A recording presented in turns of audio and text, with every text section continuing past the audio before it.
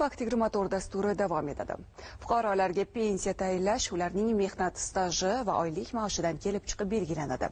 Lekin yetarlicha mehnat stajiga ega bo'lmagandachi, bu holatlarda jarayon qay tartibda amalga oshiriladi? Hozirgi faktimiz shu haqida.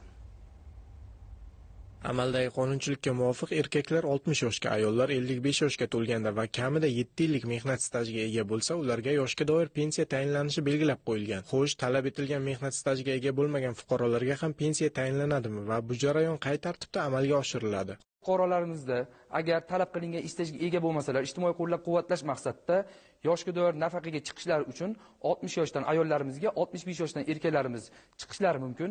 Bundan tashqari, nogiron bolalarni parvarishlagan onalarimizga imtiyoz tariqasida 55 yoshdan yoshga doir nafaqaga chiqishlari mumkin. Ushbu nafaqalar inson omilisiz tayinlanadi.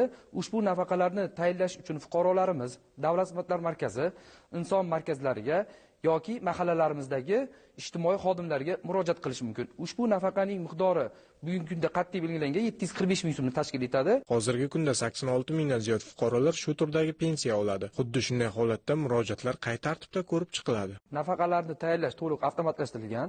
Bunda fuqarolarning murojaati Yagona milliy ijtimoiy himoya axborot tizimi orqali vazirlik va idoralarning axborot tizimiga yuborilgan so'rov orqali nafaqalar tayinlash yoki rad etilish bo'yicha qaror qabul qilinadi.